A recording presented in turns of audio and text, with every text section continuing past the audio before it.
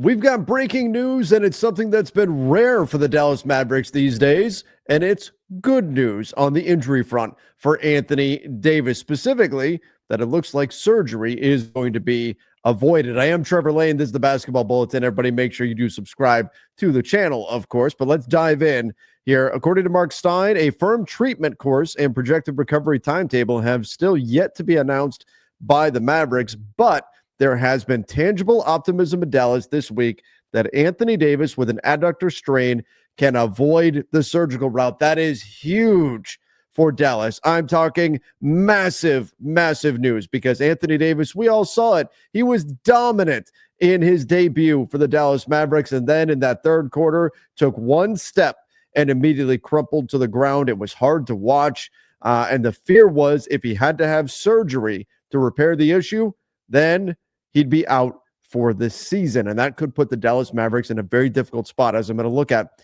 in just a moment. Stein goes on to say that one source briefed on Anthony Davis's recovery tells the Stein line that no specific recovery timetable has been established beyond the determination that the Mavericks and Davis will be cautious in pinpointing a return date. Now, Anthony Davis had been dealing with an abdominal strain prior to joining the Dallas Mavericks that had kept him out of action for some time with the Los Angeles Lakers. Now you've got the adductor issue, could all be connected, but they're going to be very careful. And that's the big thing here, because what can happen is if you rush him back, if he comes back too soon, then you can have a reoccurrence of the injury, can keep him out even longer. Maybe at that point, you do have to go the surgical route, and then he's done for the season. And that would be absolutely horrendous for a Mavericks team that has been crushed with injuries. You've got Daniel Gafford out right now. You've got Derek Lively out right now. Dwight Powell is out. They're out of centers. Kyler Kelly on a two-way contract is about their only option in the middle right now for the Dallas Mavericks. Think about that. You added a big man in Anthony Davis, and yet the Mavs are still insanely thin at the center spot because they are all hurt right now. Lively, Gafford, Davis, all hurt, as well as Dwight Powell. They've got two-way player Kyler Kelly, and that's about it. Times are certainly rough right now with the Mavs. What does this mean for the Mavs moving forward, though? Well, I do look at Dallas as potentially a team that could have dropped out of the running in the Western Conference, given Anthony Davis's injury, given the injuries they've dealt with. Obviously, Mavs fans not happy right now. The Luka trade has not sat well with them. And honestly, it's getting worse. There's all this nonsense about fans being ejected from the arena for saying fire Nico. That's absolute, utter nonsense from the organization. Fans should be able to express themselves. Now, there is a line that you don't want to cross. If it's, you're chanting something that is racially motivated, if you're going over the line too far, you're targeting someone's family, something like that, that's a different story. But simply expressing how you believe the deal went down, expressing how you feel about the trade, you're expressing that emotional response. Isn't that what you want? You want fans to be emotionally invested into the game, into the team. That's what teams want. So if they feel hurt, well, you need to let them express themselves. That doesn't mean they're going to be happy with every move that you make. And the Mavs certainly knew going into this trade that fans would not be happy. Maybe they were surprised by how unhappy fans were with what's happened. But the Mavs, they're down bad right now, both in terms of the injury front and in terms of public relations. How they are being viewed out there in the public is absolutely horrendous because of this move that they've made and their response to it. You shouldn't be kicking people out of the arena right now. I don't think that's something that they should ever be doing. So the Mavs, it's not a good look for their organization, not a good look for them at all. And this is some welcome good news that Anthony Davis seems like he has avoided having to have surgery. But you look at the Mavs right now in the West, they're the 8th seed. They are 5-5, though, in their last 10. Look, I'll tell you what, I know the Sacramento Kings are only 4-6 in their last 10 right now. 5-5 is not good enough in the West. Teams will pass you in the West if that's the kind of record that you're going to have. They are just barely clinging to a play-in spot in the West. They're a game and a half up on the Phoenix Suns, and we know the Suns are trying to win. The San Antonio Spurs got better, adding De'Aaron Fox. Maybe they make a push up in the standings here, though there is a bit of separation between the two sides. But let's also look at the schedule ahead for the Mavs. Keep this in mind. The Dallas Mavericks, you look at their schedule coming up, All right, you've got New Orleans coming out of the All-Star break. That shouldn't be too tough. But Golden State, they're trying to make a playoff push. They just added Jimmy Butler. That matchup got more difficult. Miami, they're absolutely trying to win in the Eastern Conference, have no incentive to lose.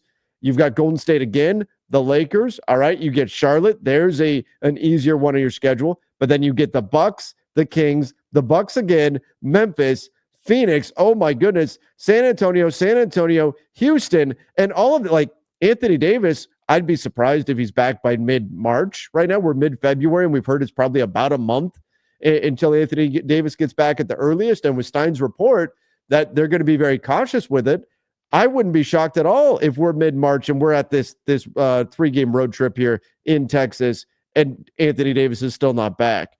So this is a very difficult stretch of your schedule to be missing Anthony Davis for sure. There's a couple of gimmies here with New Orleans and Charlotte, but it's not just that they're playing some better teams. They're playing their direct competition.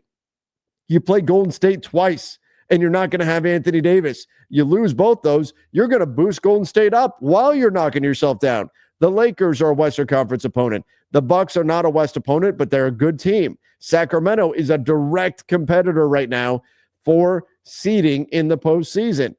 You look at Memphis as well. This is a really good team. This schedule is not kind. Now, does it lighten up a little bit? Maybe. I mean, Philly, we'll see. You never know what they're going to be or not be. Brooklyn, okay, but New York, Orlando, they're trying to win. Chicago, they should be trying to lose. Brooklyn again. So it does lighten up a bit there. But then you look to close things out. You get the Clippers twice. There could be playoff positioning on the line there. Same thing when they play the Lakers on the 9th. Toronto, we know they're tanking. And then Memphis, does Memphis have their spot locked up to finish the season? They might. And if they do that, then we could say that the Mavs will have a better shot at that one. But if Memphis has seeding on the line, then you may wind up in a situation where the Mavs are not finishing off their year with a win, because I certainly think Memphis is the better team. So things are not easy in Dallas right now. You're running into a difficult stretch of the upcoming schedule. You don't have Anthony Davis. You did get the good news that he's not going to have surgery, or at least that's the way this is looking, but they've got a lot of work to do. And again, a tough stretch of their schedule ahead that could knock them out of the playoffs in the Western Conference. That's certainly not where this team wants to be, but that's the harsh reality in the West right now. It is going to be a tight race all the way through, and ultimately it could be injuries that separate who makes it and who doesn't. I look at this group in the West. You look at the Wolves, they've separated themselves a little bit.